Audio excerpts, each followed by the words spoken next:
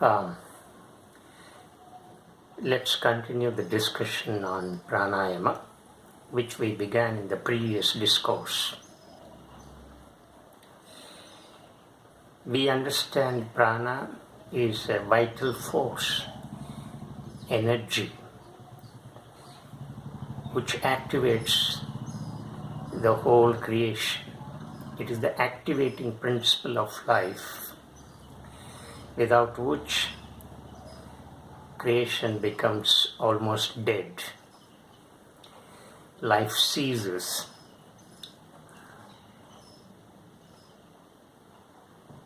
This prana works in the astral body. That is what you have learned, that human body comprises 3 layers. Sthula body, that is Sthula Sarira, that is a gross body. The physical body is Sthula Sarira, which is visible. The second one is Sukshma Sarira, this is subtle body or astral body. And the third is Karana Sarira, that is causal body.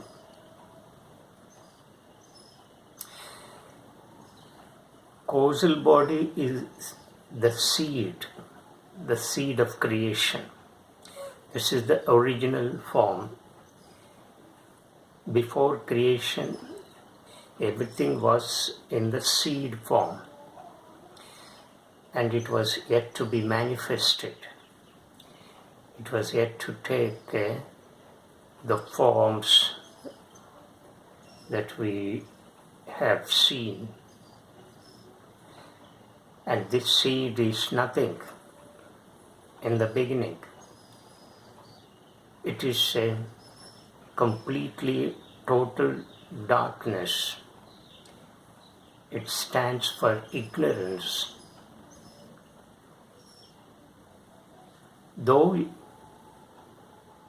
it is nothing, it contains everything. Just as we see a seed, ordinary seed of a tree, there is nothing in it. When you break it into pieces or powder it, we do not find anything in it. But then, when it is sown in the ground and properly manured and watered,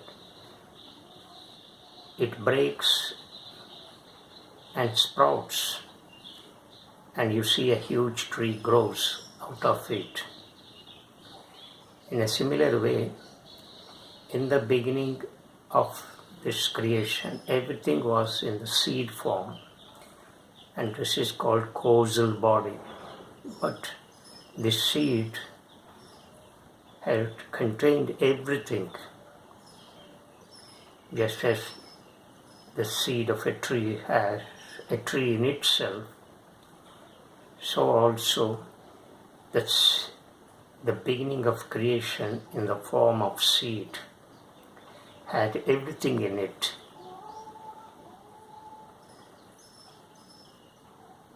So therefore it is called causal body, Karana Sarira. In between the causal body and the physical body, we have this astral body. This astral body comprises mind and energy, the vital force. Here the prana operates.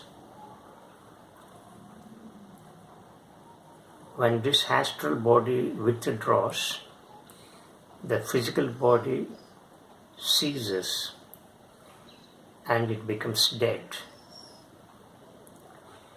And it is the activating principle of the entire matter that is to work and function. These 3 bodies have their correspondence with the koshas, which have been described in one of the Upanishads, that is Taittiriya Upanishad. We have already learned the Panchakoshas in one of our discourses. The Sthula Sarira, that is the physical body, can be equated with the Annamaya Kosha, because it is in the Annamaya Kosha the food is digested and the energy is absorbed in the entire body. So Sthula Sarira is identified with the Annamaya Kosha. Sukshma Sarira, that is the astral body, containing mind and prana, is identified with the three koshas, namely Pranamaya Kosha, Manomaya Kosha and Vijnanamaya Kosha.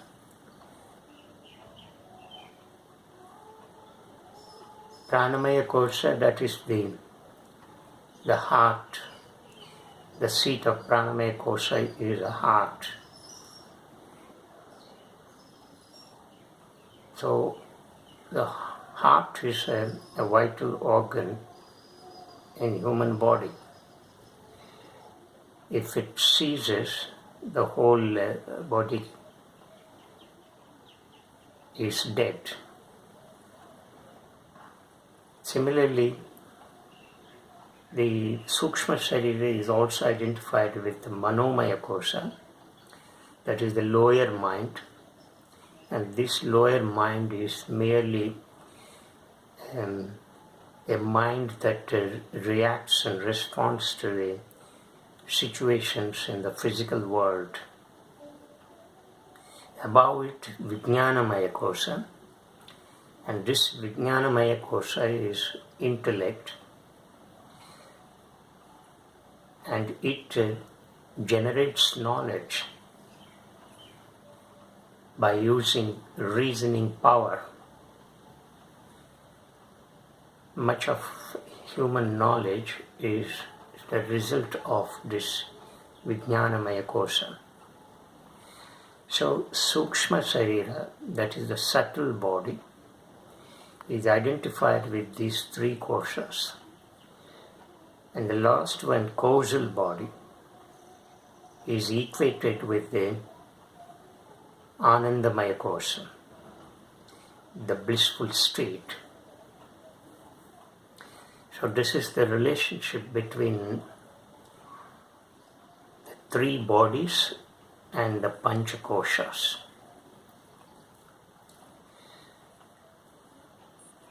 Now we have learnt that prana is a vital force. It is the activating principle of life.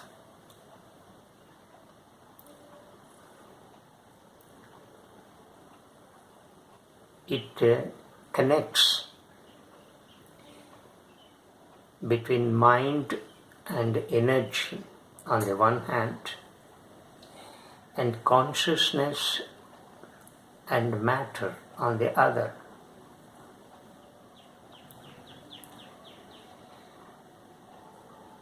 That is to say, consciousness, when it manifests itself through mind and expresses itself in the matter,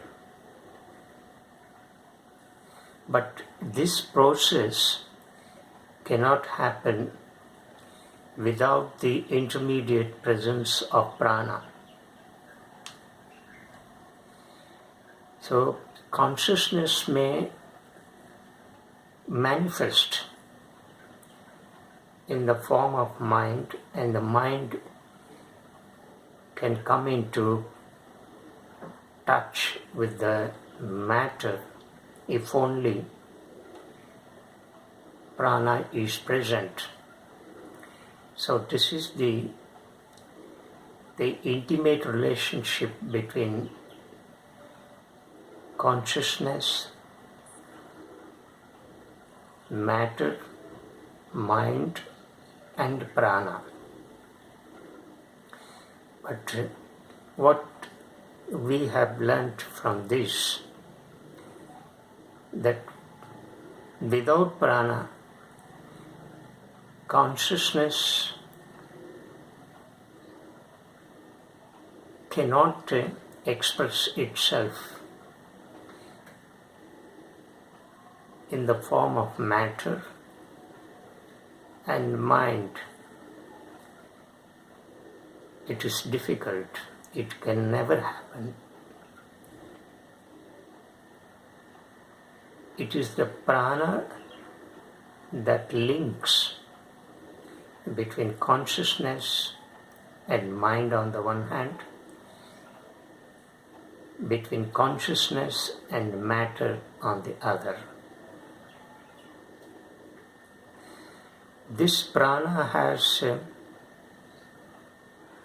different functions in different kinds of yoga. As for instance, in yoga, the pranic currents are manipulated in order to control chitta vrittis, that is, modifications of the mind. Whereas in Raja Yoga, the control of chitta vrittis can happen with a powerful will, and this will is facilitated by the prana. So we see that prana is regarded and recognized as most important principle of life. And prana cannot be identified with the control of breathing. Many of us have a notion that prana is breathing. It is absolutely wrong. Breathing is a physiological process. Also, the medical science believes that prana is vague and mysterious force that is present in human body, and that maintains equilibrium of all parts.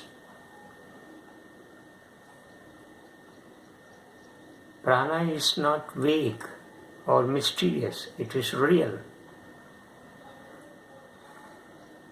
But then it is not visible to the human eye. It works through nadis. The human body has trillions and trillions of nadis. These nadis are invisible. And out of these trillions of nadis, 72,000 nadis have been identified. But these, out of these 72,000 nadis, only 3 are regarded as most important. They are Ida, Pingala and Sushma. Ida and Pingala are the nadis that intertwine this spiritual spinal cord.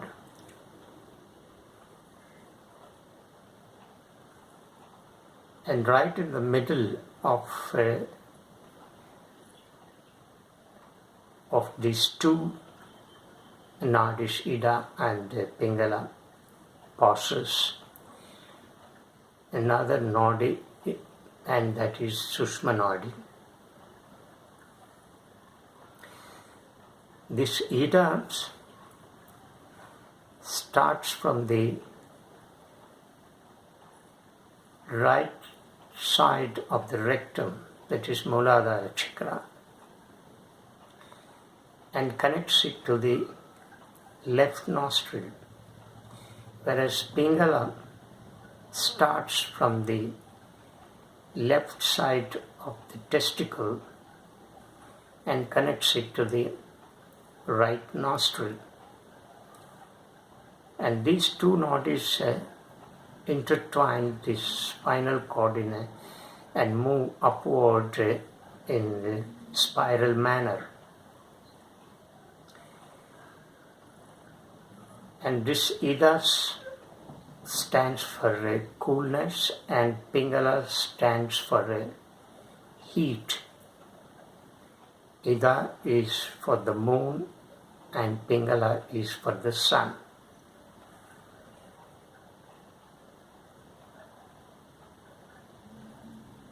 Through certain breathing techniques,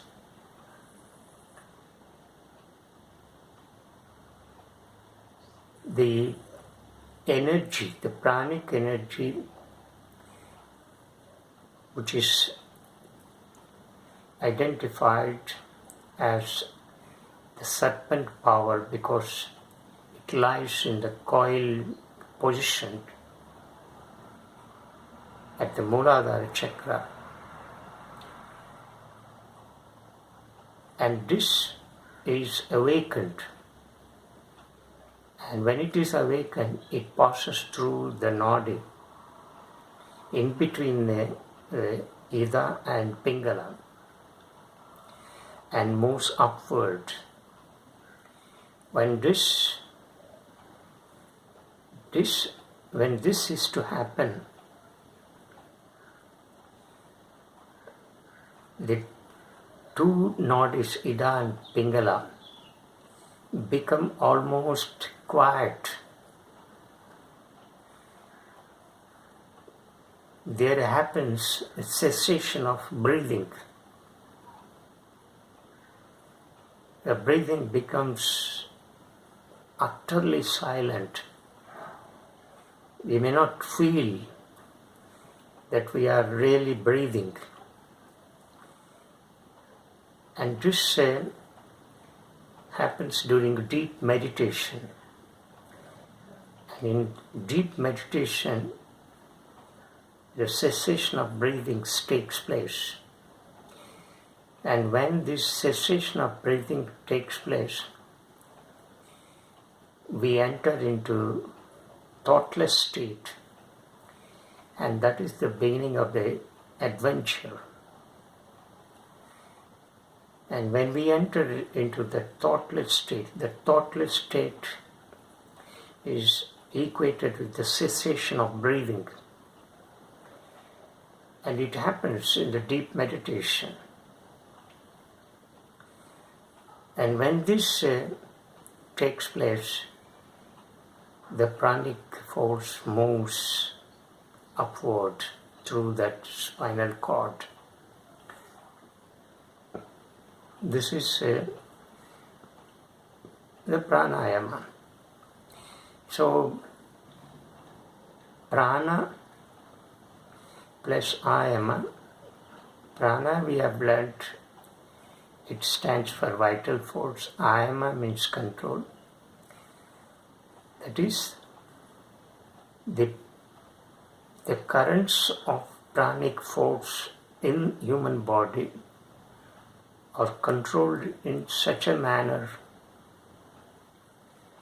that they become more pronounced in the body. And this can happen only when the nadis are purified. But nadis are filled with toxins. And how to eliminate these toxins?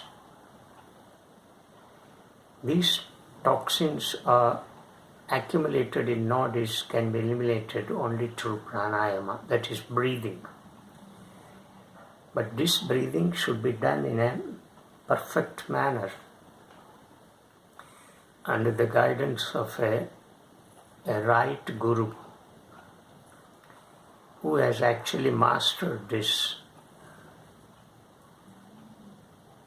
And you cannot watch YouTube and learn and practice. This is very fatal to the body. So therefore, these techniques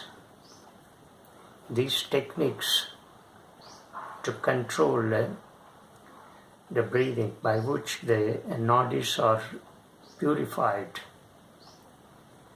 so that when nadis are purified, these nadis facilitate the pranic force to move freely in the body, and it becomes more pronounced. This is what exactly happens, and this is the function of breathing, and this is the final object of breathing exercises. Well, prana functions at different levels in our human body.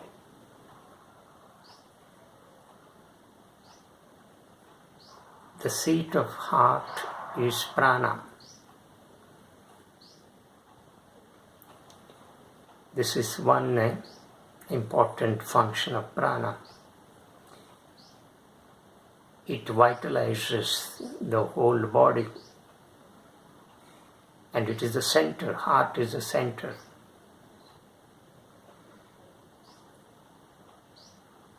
And if this heart ceases functioning, the whole body becomes dead. So the seat of prana is the heart. The next one is apana.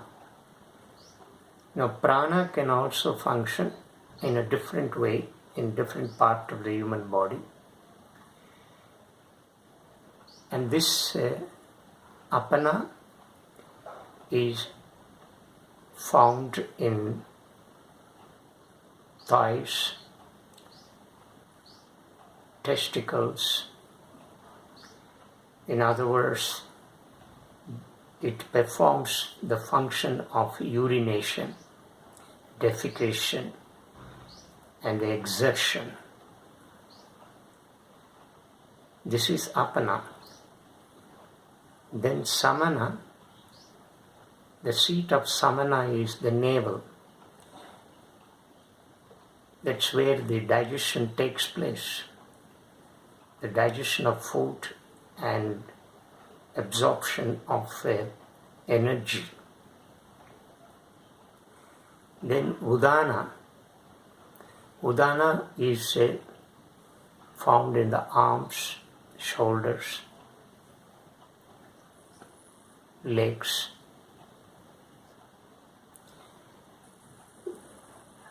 throat. So prana functions in these parts. When prana functions in these parts, it is called udana. Then the last kind is vyana. Vyana discharges functions other than the functions performed by prana and apana. It is all pervasive in the human body. So prana functions in these 5 different ways: prana, apana, samana, udana, and vyana. But all these divisions are made only to make us understand how the pranic force functions in different parts of human body.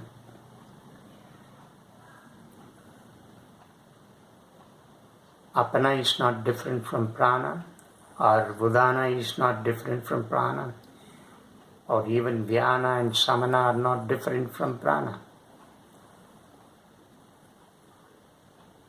Since this vital force functions in different parts of human body, they have been identified with different names, and that is all. Otherwise, the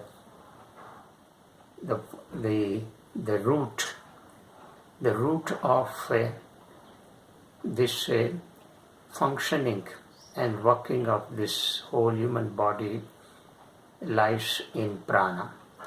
So prana is the cause, which is a vital force. So I hope the listeners have understood the difference between prana and breathing. So the function of breathing is to purify the nadis so as to facilitate the nadis for the pranic currents to move freely. And it is an aid. Breathing is an aid, a tool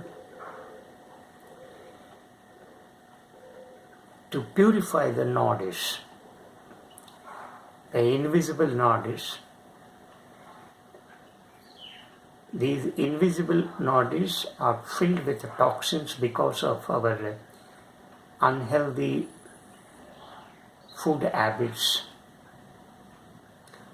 or irregular food habits. And therefore these toxins have to be removed. We have also learned these toxins act as the fundamental cause for the disease to happen in our body. And therefore breathing is prescribed. But one can understand the presence of prana only in relation to its functioning and working in the matter, in the human body. So the moment the functioning and working of human body stops, we understand the prana is gone out of this body. The vital force, the activating principle has withdrawn. But then we should also understand withdrawal of prana from a particular human form does not mean that prana will lie dormant, that prana will not become active, that prana will not take another form.